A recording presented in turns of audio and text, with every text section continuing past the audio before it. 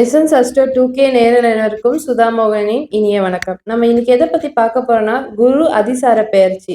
குரு பகவான் என்றாலே தங்கம், பணம், குழந்தைகள், குரு இவங்களுக்கெல்லாம் யார் அதிபதினா குரு பகவான் தான். குரு பகவான் மிதுன ராசில இருந்து கடக ராசிக்கு பெயர்ச்சி ஆகிறாரு.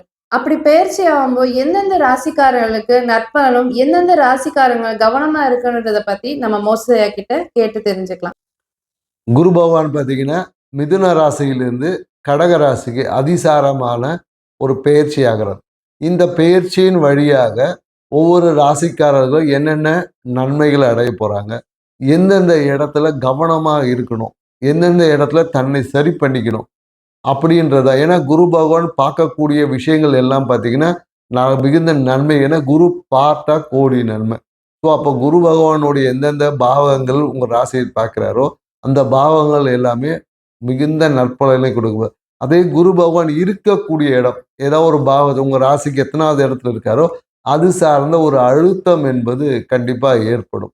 ஸோ அது ஒவ்வொரு ராசிக்கும் என்ன மாதிரியான மாற்றங்கள் நிகழப்போகுது, யார் யாருக்கெல்லாம் சுப நிகழ்வு நடப்போகுது, எந்தெந்த விஷயத்தில் நம்ம கவனமாக இருக்கணும் அப்படின்றத தான் நம்ம ஒவ்வொரு ராசிக்காக பார்க்க போகிறோம். வாங்க வீடியோக்குள்ள போகலாம். கடகராசிக்காரங்களுக்கு குரு அதிசார பெயர்ச்சி பலன் எப்படி இருக்குது நம்ம கேட்டு தெரிஞ்சுக்கலாம். கடகராசிக்காரங்களுக்கு இந்த குரு அதிசார பயிற்சி என்ன மாதிரி நற்பலங்களை பெறப்போகுதுன்னு வச்சுக்கல. ஒரு ஜென்ம குருவா வருது. இந்த ஒரு மாதம் பார்த்தீங்கன்னா குழந்தைகளால் ஒரு சிறிய அழுத்தம் இருக்குமானா கண்டிப்பாக இருக்கும். மேலும் என்னன்னாக்கா உங்களை தேடி ஒரு குரு வருவாங்க.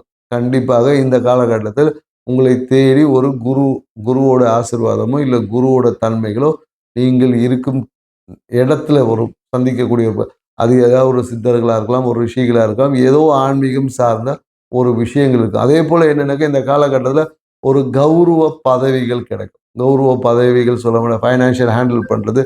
நிறைய பேர் இந்த காலகட்டத்தில் கும்ப அபிஷேகங்களில் போய் பங்கேற்பது, இல்லை பார்த்தீங்கன்னா கோயில் திருவிழாக்களுக்கு முன்னிலை இவர் மேலே தான் அந்த தலைக்கட்டு கட்டுவான்னு சொல்லுவாங்க இல்லையா. ஸோ இந்த மாதிரியான நிகழ்வுகள் எல்லாமே இவங்க பேரில் நடப்பதற்கு வாய்ப்பு இருக்குது. இவங்க தலைமையில் ஏதாவது திருமணம் கூட நடத்தி வைப்பதற்கான வாய்ப்புகள் கடகராசிக்காரங்களுக்கு இந்த காலகட்டத்துக்கு.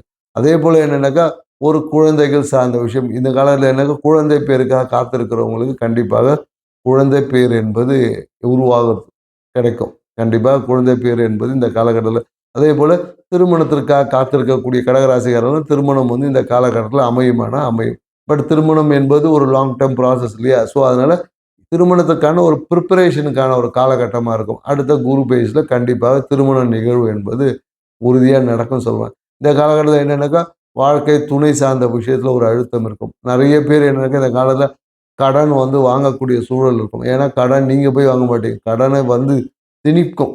கடன் வாங்க சூழலுக்கு நீங்கள் தள்ளப்படுங்க. அதனால் கடகராசிக்காரர்கள் இந்த காலகட்டத்தில் ஒரு சிறிய கடன் என்பது கண்டிப்பாக ஏற்படும். பொருளாதாரம் சார்ந்த விஷயத்தில் அதே போல் என்னக்கா எதிர்பார்த்த பொருளாதார வரவுகளை ஒரு சிறிய தடை இருக்கும், தாமதங்கள் இருக்கும். ஸோ இதை நீங்கள் போக்கணும் அப்படின்னீங்கன்னா நீங்கள் என்ன பண்ணலாம் பார்த்தீங்கன்னு வச்சுக்கிறேன். இந்த காலகட்டத்தில் நீங்கள் வாய்ப்பு கிடைச்சிங்கன்னா உங்கள் வீட்டுக்கு அருகில் இருக்கும் சிவாலயங்களுக்கு வழிபடுங்க. குரு வழிபாடு செய்வதன் மூலயமாக உங்கள் வாழ்வில் வரக்கூடிய அனைத்து இன்னல்களையும் போக்கிக்க முடியும்.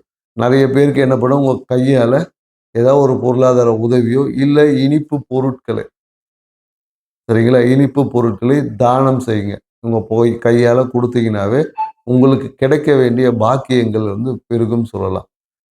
வாய்ப்பு கிடைச்சா குழந்தைகளுக்கு சாக்லேட் வாங்கி கொடுங்க, இல்லை லட்டு பொருட்களை வாங்கி கொடுங்க.